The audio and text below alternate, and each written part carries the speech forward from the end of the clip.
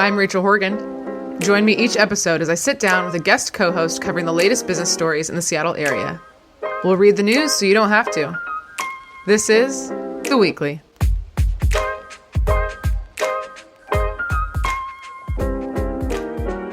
All right, welcome back, everybody.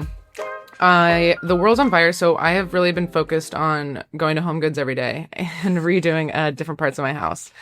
And people that listen know that I'm not a huge fan of AI, but I have been taking pictures of different parts of my room, and then AI changes it, and then I go to Home Goods and try to recreate it.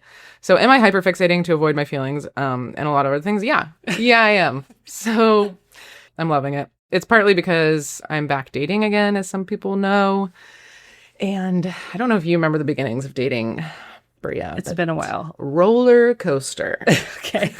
One day you're like, colors are brighter, everything's fun, and the next day when you haven't gotten a text back, you're like, what's happening? I'm crashing out. So that sounds so hard. I know. I want to share more on the podcast, but I feel like I need to be respectful and not share too much of their story. But I'm having fun so far.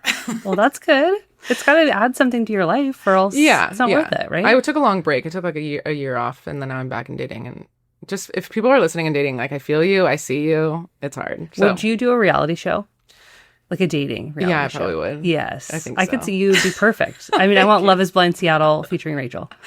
New business idea. Yes. Oh my God. Okay, so sitting next to me, my dating coach today, no, I'm just kidding. Sitting next to me is Brea Starmer. She's a CEO and founder of Lions and Tigers. Hello. Hi. So we've interacted. I should say we're actually here at the Lions and Tigers office over in Bellevue, and it was right next to Symetra, which I used to work at. So it's fun to be over here in Bellevue. East Side. That's right. 425. Yeah. And so our paths crossed at PSBJ a little bit. I think you were 40 under 40, right? And then I feel like you were just maybe a mentor or a speaker. I just felt like I saw your name a lot back in that day. And then I saw you at the F-Bomb Breakfast Club. Yes. You were speaking at one of those virtual meetings, I thought was great. That's right. Yes. It's an amazing club about getting women more into investing and getting money into the hands of women. And so that group has been amazing to partner with. Yeah, absolutely. And tell us a little bit more about Lions and Tigers. I know you were the founder and the CEO, and this was 7 years ago. So how and why did you start it, and kind of share a little bit more about what you do there? Sure. So I started my career in corporate. So out of college, I was a Coug. First in my family to graduate from college, and very proud Coug, and then went into tech. And so I spent quite a bit of time in tech and professional services, running digital marketing agencies. And I was at an IPO-bound startup. And so I've been sort of all over town, I would say. And I was affected by a large layoff. 20% of the company was laid off. And it made sense from a business perspective. But I was 7 months pregnant at the time. And so very poor personal timing. And so I was sort of waddling around town looking for jobs. So I opted into freelance work as a plan B. Okay. And so I started freelancing as a marketing consultant, and I had to bill 60 hours a week to save enough money for a maternity leave back then. And so I kind of came out of that experience and realized that the 9-to-5 sort of full-time in-house model doesn't work for everybody. It didn't work for me at that time. And so I was looking around at my options.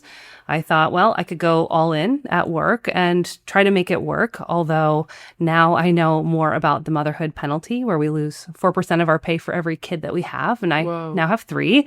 Or I could become a statistic for all these women in tech that I was alongside. We lose half of them by the age of 35. So this didn't feel very tenable. And so I built Lions and Tigers as an alternative option, a place where flexibility is the core of the gig and where economic access is the work that we do. And so we build flexible fractional models where folks can stay in the workforce. And so we've been at it 7 years, and we just did the math this week, Rachel.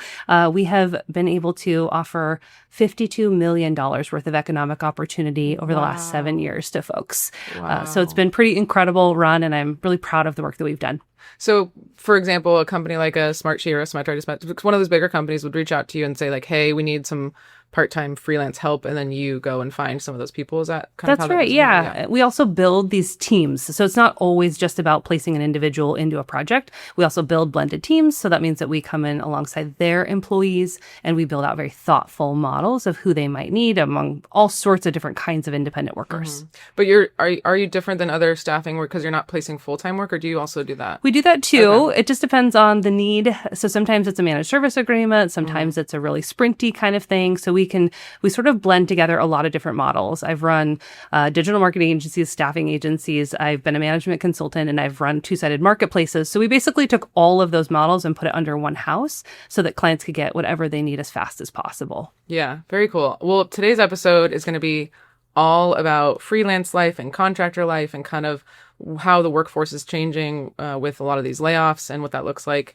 But before we get into the articles, I also wanted to ask you, you said you started this 7 years ago. I guess I'd call it a solopreneur. Like, it's just me going into being a freelance in other companies. What was that transition from solopreneur to then being like, wait, I'm actually starting a company? Like, people aren't just hiring me, I'm creating this business. What was that transition like? Yeah. So I mentioned I was laid off pregnant. I had that kid. I was a solopreneur for a couple of years after that. I was working 25 hours a week for a while, and then that kind of ramped up, and then it was like full-time plus, and then I got knocked up again. So kid number 2, and I was like, well, shit, I gotta, like, now something really has to happen. And so for me, I basically had a shot clock of where I had to make a decision. And so I had 9 months to build out a company or build out something that would sustain while I went and had baby number 2.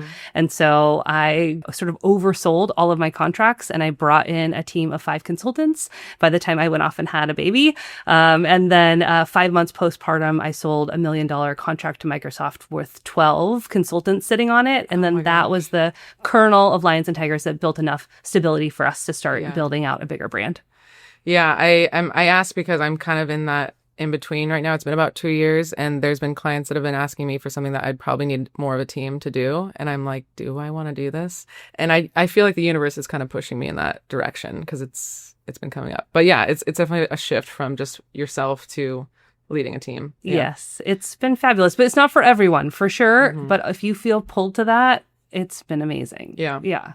Okay, so we're going to do a slightly different format where there's 2 kind of bigger articles that came out that I want to recap for everybody. But the majority of the episode is, like I said, going to be talking about kind of the future of work, the now of work, and specifically what the Seattle workforce is looking like. So let's jump right in. First one is that Microsoft requires 3 days a week in office. They announced this back in the fall. So if it sounds familiar, it's because they've already announced this. But it started February 23rd. So anyone within a 50-mile radius is now required to show up 3 days a week. This is in line with Google and Meta. They're already doing that. And then not quite as much as Amazon's 5 days a week. But we were seeing a lot of bigger companies do that. One thing in the article it noted was that this will impact traffic. You'll definitely see a lot more cars on the road. However, good news is that the light rail across Lake Washington should be open by end of March. So hopefully that'll help a little bit. Anything to add on that? I was looking up 50 miles. Like, how far is 50 miles from Redmond? So, like, Whidbey Island, Tacoma, Stevens Pass, anything within that radius is 50 miles. So far to drive to work 3 days. No. Yeah. Okay, the next one is Amazon invests $50 billion into OpenAI, and then I'll do a quick recap on what's happening with the government. But Amazon's investing $50 billion, and OpenAI is the maker of ChatGPT. I think most people know. They will get some of the money up front, and then the rest is kind of conditional and will be coming in the next few months. This is a part of OpenAI's recent round of over $100 billion in funding. Crazy. And then the government thing is that you may have seen this on some of the national news, but the U.S. military wants to use advanced AI models. And so the Pentagon had a large contract with Anthropic, who makes Claude. But then the government and military wanted to use AI for anything that they wanted, basically. And Anthropic was like, no, you can't do that, such as surveillance or autonomous weapons. And the government's like, well, we're going to cancel our contract if you don't let us do this. And they said, we're not going to do it. And then OpenAI came in and said, we'll do it. OpenAI allegedly says there are still guardrails on their contract, but I don't know if anybody trusts Sam Altman anymore. So, and now the 2 CEOs are talking shit about each other publicly. So that's my understanding. I don't know if you have anything on that. Yeah. Once you start looking into sort of the circular nature oh my God. of all of this. Yeah. Well, we're not going to solve all of that. So yes. So we're going to talk about work. There's a bunch of articles I'll link in the show notes, but there's kind of different sections I want to talk to you about, Brea. But first, like I said, freelance. So your website says 40% of the American workforce are freelance or gig workers, and that's expected to grow up to 50% by 2027. I am surprised by this because I feel like I've met a few people that are also freelance. Like once you do it, you kind of meet other people that are. 40% was higher than I thought. But why are we seeing this trend even when I would say America doesn't quite make it that easy? In my opinion. Yeah. It's interesting because I think all of our lenses are different. In my LinkedIn feed, everybody's becoming a coach. So also there's some generational bits to this too. But yeah, I think that it's been interesting because we originally, I think we consider gig workers. We were thinking about Uber drivers as freelancers. But an important shift happened a couple of years ago, which is that we saw from lower skilled to higher skilled workers exist more in the independent workforce than we saw previously. So by that, I mean, we see the independent workforce chock full now of folks that make equivalent to corporate salaries. So we're seeing a real equity up in the independent workforce that we didn't see before. So that's just also interesting. We see layoffs happening. So people are forced, like in my case, this was my plan B. So we see that happening. But we also see folks jumping into it as a plan A. So there's, I think, a few trends worth noting. First, tech landscape is shifting quickly. So we've lost 600,000 folks and growing in the tech landscape just in the last 2 years. And so we also know attrition is high in those organizations. So they're either getting laid off or we have high attrition there. We have a woman problem. That's something that we can certainly dig into. But we saw this real big shift post-COVID with the Great Resignation. Remember the Great Resignation? I remember, yes. How many times did we talk about that? And so with that, we saw one of the biggest motherhood recessions that we saw since my grandmother started working. And we saw a steady climb back of mothers over the next couple of years. But last year, we saw a big regression in that. We saw 450,000 women leave the workforce while we gained nearly 600,000 men. So we saw men enter the workforce at 3 times the rate of women. Why last year? What happened last year? Well, I think if you just look at some of these big trends around where AI disruption is happening, that's a big one. And so we see a lot of displacement in jobs that are traditionally held by women. So it's not all AI related, but I think that there's a lot of, I would say, causation happening there.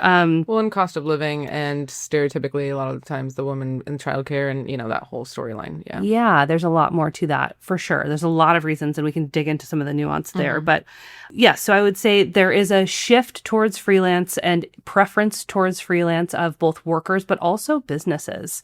So when I started Lions and Tigers, I was competing with 30 million other freelancers. But now we've got 74 million other freelancers just in that short period of time. So really big difference in who is available for work. And this isn't necessarily new, but it's definitely more interesting to organizations too. So we know by hiring freelancers, we're reducing risk, we're bringing in skills, lots and lots of things we can talk about there about why they're interested in this model. But we see a lot of leaders, a lot of CEOs signaling to us that they're going to continue to invest and bring in more folks in a non-employee capacity than they have in the past. So the opportunity is just more. Yeah, and I mean, part of it is that they don't pay the benefits for people. I think it's usually more cost effective for the company, right? Or am I wrong on that? Like where they don't have to pay the benefits, they don't have to pay overtime. That's right. Paying, some of those other benefits. That's right. Right. So the independent person, solopreneur, like in your case, you have to factor all of that in, of course, into your rate. Those things still need to get paid. Yeah. So that you have to, the math shifts. But yeah, for an organization, for sure, that it's way more cost effective to bring in a fractional or a freelance or someone that's on a sprint. And I've run Lions and Tigers like this from the start. For the last 7 years, I have run this business as a blended team model where I have used freelancers, fractional advisors, coaches, et cetera, throughout the growth and maturity so that there's more seasonality and more flexibility as an entrepreneur. So we see this play out a lot in our client accounts too. Yeah. So you sent me an article about some new rules around freelancing, and it sounds like they're kind of being a little bit more laid back on what's qualified as contractor or not contractor. Do you have any opinions on whether you think this is a good ruling or a bad ruling? Yeah. So not to get too political, but, we see different tides with different times. There was a period where I would call it like sort of the Uber era, right? Where we saw a lot of worker misclassification and mistreatment. And essentially we see employers who are trying to scapegoat paying taxes or providing benefits. And so there was a lot of crackdown on both IRS, but also worker protection rights that made it more stringent in who could be considered a freelancer. California leads the race in the most worker-friendly policies, I would say, in protection of workers. What we're seeing even just recently is actually a loosening back of some of the policies that enable us to hire freelancers or independent workers with a little less rigor. And I don't want that to look or, sound or worry us that we're trying to not protect these workers. But I do think it's interesting to see signals that it's going to be a faster pace and an easier pace, and that it's a lower barrier to entry for independents to be able to be hired with even less risk to the employer. So that's actually good. It opens up more access points for us as long as we're also treating people well in the process. Yeah, from my memory of that, it felt like we were doing this one sweeping rule, and the Uber drivers are just so different than the independent consultants and things like that. And I think it caused a lot of problems. Yeah. So I can see how this would be helpful. Yeah. A lot of people have been reaching out to me they've been reaching out to me to get advice about how to freelance. And I'm always like, I don't know if I'm doing it right. But I feel like you might have some. Seems like you're doing pretty well, Rachel. Yes. In the beginning, you might find this funny. In the beginning, I got my LLC. Again, I didn't know much. And then I was talking to somebody and they're like, oh, there's kind of an issue on your account you need to call the Department of Revenue. So I email in and they're like, yeah, well, you don't have your business license. I go, my what now? Because I was like, no, I have an LLC. Like, no, you need a business license. And also I'm learning about the B&O taxes and all that kind of stuff. Oh, sure. Yeah. But I think one of the scariest things when I had a call with some people that are looking into it was like, how do I get clients? How do I get clients? How do I start? How do I market myself? So I guess what advice do you have for newcomers coming into freelance besides obviously, working with lions and tigers? Well, sure. Yes. I mean, that's always an option. But okay, when someone's getting started, I think a lot of times a new consultant wants to focus truly on themselves. What is my offering? What is my package? I'm going to build a website. And some of those things are important, but more important than that is that we're scanning for which clients are going to hire us. And so I actually want the focus to be more about the client side than on you for a moment while we start to dream about what this would look like. And so when I start to think about clients, I want you to put them into 3 buckets. Bucket 1 is, and it's not necessarily about business size. It's really about maturity of hiring non-employees. Okay, so that's what we're looking for. So in bucket 1, we've got organizations that use all employees. It's employees or bust. My accountant is on staff. Everybody that I know works here and you get a W-2. I do not want you talking to these people. Okay. They can learn this on their own, unless they're going to pay you for teaching them how to do it.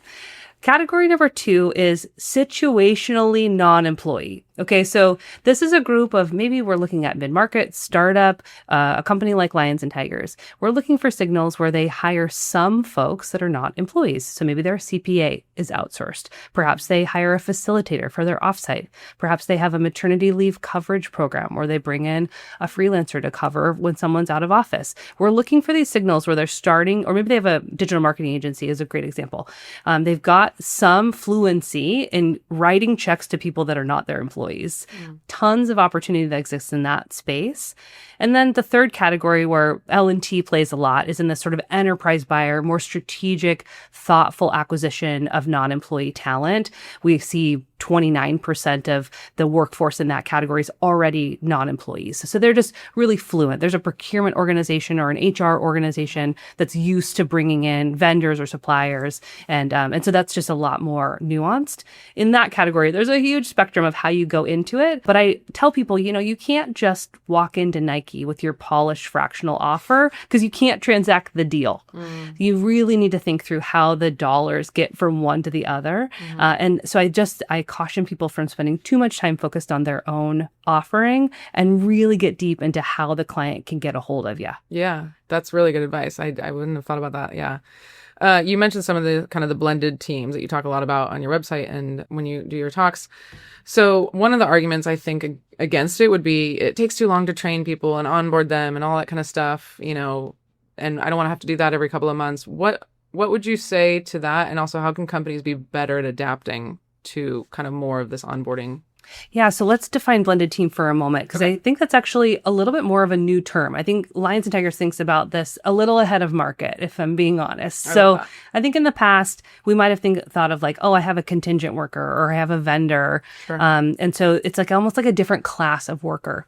The way that we approach our relationships with our clients is we actually think truly holistically about what employees do you have on staff, like what skills and talents do you have in-house, what are the gaps, and so therefore how do we build in a layer of independent workers with all the available models that we have to tap those folks in, and how do we think about AI and building that complete talent stack or skills stack in a really thoughtful way. Our goal is that everything is working in its highest and best use, so that we're really thinking about productivity, utilization, and, really everyone having a lot of joy. Okay, so that's the ultimate goal of blended teams.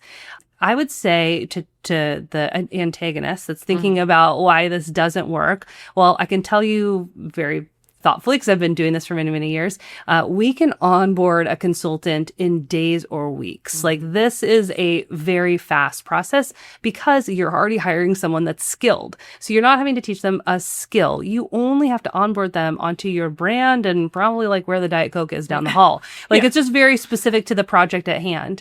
And also lots of opportunity for even companies that work with firms like ours. We actually handle that for our consultants. So we come in and learn about your brand, and we do the onboarding component, and that's what you're paying for. A bit is a little bit of QA on a company, and making sure that the folks are ready to go when they shovel ready. If I'm thinking back to Obama era references, like, these folks are ready. So I would definitely challenge anyone on a traditional HR recruiting cycle, 3 to 6 months, compared to our 3 to 6 days. Anytime, we're going to be in seat and ready to work a lot faster. It's so true. And I've noticed that with my life as well. And, I've worked in Google G Drive and Dropbox and SharePoint. Like, I'm not learning new systems anymore because I've worked in so many million companies. And I also know events. So like you said, what you're really onboarding me on, and I don't even really need to know everything about your company. I need to know, like, how many people are coming, what registration software we're using. You don't have to onboard me to every single thing, so it does go really quickly. I agree. Absolutely. Yes. Yeah. You get really good at what you're doing. So you can just move really quickly. You connect dots that you wouldn't that they wouldn't see. I mean, an AI-enabled independent consultant right now that's worked in a couple of different companies, that has sort of a playbook of how she approaches something. I mean, that is a very, very valuable person right now. Mm-hmm. Yeah. You talk a little bit about the difference between outsourcing and downsourcing. Can you give some examples of what that is and when companies should choose one or the other? For sure. So we sometimes use this term called highest and best use. Okay. So when I was a kid, my mom was CMO of an architecture firm, and I used to hear her talk about this all the time. Highest and best use is a real estate term where they look at a plot of land and they say, how do we most develop this plot of land to return the highest value? I heard that term when I was a kid, and I've always thought about it in terms of human potential. I've always thought about, like, what if we could all be working in our highest and best use? And I don't think about it as a mindset. I think of it as a cultural operating system, because if we can really put everyone in their highest and best use, then there's no waste. Mm-hmm. Okay. So when I think about the idea of outsourcing or downsourcing, I saw this chart when I very first started consulting.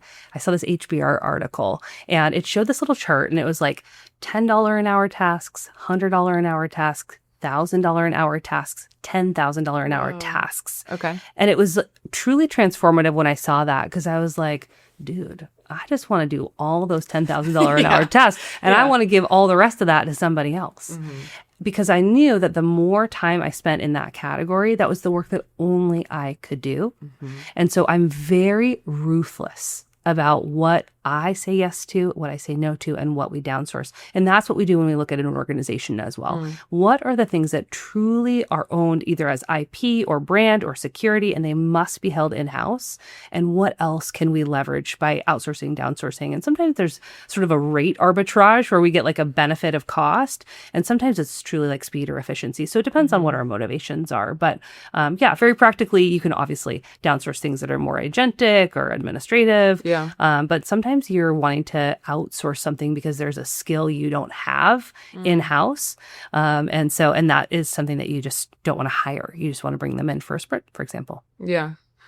You talked a little bit about being anti-unicorn. I love that term.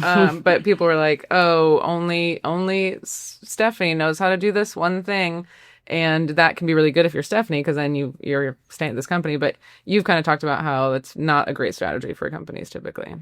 Yeah, I think as you get more senior in your career, as the pressures mount, being the unicorn in the office is risky. It's risky for the business and it's risky for you. And when I was early in career, I said yes to everything. I mean, I was employee number one at a staffing company. And so I had to do every job. I was on irs.gov trying to figure out how to pay taxes. I negotiated every legal contract. I hired every person. Like, I swept the floors. I hung the TV in our new office. Like, that was my job. But was I the best at that? Of course not. Right. I mean, that TV was crooked for years. And so, I would challenge anyone who thinks about this, because we've talked about these trends in the workforce, but what we really need to be mindful of is the trends around burnout. I also think if you look at the statistics of workers, 72% of us are caregivers. Wow. Not just for kids. Right. We're caregiving for our family members, our adults, et cetera. I'm an old millennial, so I'm approaching a sandwich generation. Right. Both ways, yeah. Yeah, and I have a kid with special needs that has gotten more complicated. He's now 7, and this is difficult. It's really difficult. So this unicorn mindset of I can do it all, it just isn't sustainable, and it's not responsible too for what we should be doing for our life, our energy, for how capitalism works. It's just not the right thing for anybody. Well, and the article you sent me was how people aren't taking their PTO because they're worried about being laid off. Yeah. Which is sad and scary. So that leads to more burnout. Totally. Yeah. I want to talk a little bit about parents and women in the workforce, but let's start with women. Do you have more data that you want to share? And then additionally, what can we do about this data? Yeah, I mean, you've talked about some of the RTO mandates. You've talked about some of the shifts in how our local economy is thinking about workers and how we see that showing up here, and the intersection with gender and identity. And we see this a lot. Lions and Tigers, we serve clients, and this community that we serve sees roughly 3 in 10 of those employees identify as women. Lions and Tigers, 9 out of 10 of us identify as women. So we've got a really unique talent pool. And so I've got a strong point of view on this topic. I love people with opinions. Yes. And so, I mean, if you look at data, of course, we've talked about the attrition of women leaving the workforce. But if you look across, a bunch of different sectors, we would say that there's a significantly larger attrition among women and senior employees, 3x the rate of men, as we talked about earlier. And some of those reasons are that we are compromising flex for pay. And until we have organizational models where flexibility is the core factor, Lions and Tigers will need to exist. It's just really difficult when HR has only one tool, 9 to 5, hybrid or in office. That's it. And without the flexibility of other options, we will continue to see this attrition. This is just going to be part of how this goes, because there is a 400-hour-a-year gap between when kids are in school and the amount of time that we need to work. There's just no coverage for that time. And so knowing that women do 2.1 times more housework and caregiving than men, we have to fill that gap often.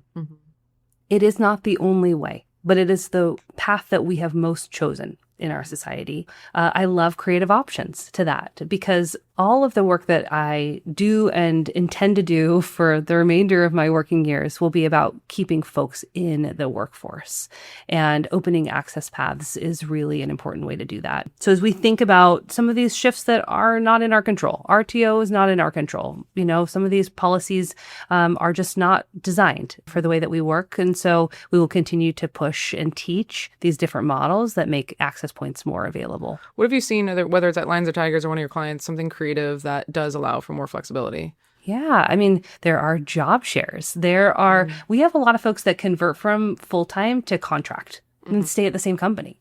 So they just aren't a W-2 employee anymore. Instead, they're a consultant and they create a different scope of work. Yeah. tons of options. Then, of course, you've got a layer like ours where you've got a vendor or supplier that has lots more flexibility in how we work. So, for example, at Lions and Tigers, we've got a lot of folks that work half-time, part-time, or in a job share scenario where we will blend together maybe a senior or a junior so we can get a more attractive rate for a client, give some mentorship opportunity. But then one of the things that we also have to contend with is that we've got a lot of folks that need benefits. And so we have made the decision to self-insure so that we can enable benefits at 20 hours a week, which is almost unheard of to be able to even get to do that. And the cost to us is super high, but I know how important that is to a lot of breadwinners who work for us that need to stay in and provide benefits to their family. So it just takes great care and intention to be able to do these things. I think that's the biggest thing I hear from people saying, like, they would do freelance, but I need benefits. And there are ways to still make that happen, whether it's working for a company like yours or, you know, for me, I get my own and it's actually not as crazy as I thought it would be. So yeah, but I agree with the scope thing too, because when you're a W-2 employee, they're like, hey, here's this new project, we're putting it on your plate. And you're like, okay. But as a contractor, if they're like, hey, this brand new project, I'm like, okay, well, here's the addendum to my contract with more, you know, you have that power to do that. One thing I thought when I started, I thought that a employer can't tell you what hours to work, because then that makes you a W-2 employee. Okay, so there's like nuance to that. There's right? nuance to that for sure. There's sort of two major tests of independent worker versus employee. First is span of control. So you're kind of talking about that. It doesn't necessarily have to be hours. It could be the way in which you work or what you deliver could be considered control. And then the second is, do you have other clients? It's really sort of the way to distill down the second piece of that, which is like, do you have economic viability outside of this one role? You know, do you have two clients, for example? Those are the tests that we use when we're bringing in someone. But, you know, I'm not a CPA. Do you talk to somebody else? That's true. Okay, I want to talk about AI and then we'll close out the episode. But how have you seen it change employment? You mentioned that some of the entry-level jobs are potentially being replaced with AI and all that. And you can kind of take this from any angle you'd like, but I'm curious how that's impacted your world. Oh, well, we talk about AI pretty much every minute of every day, Rachel.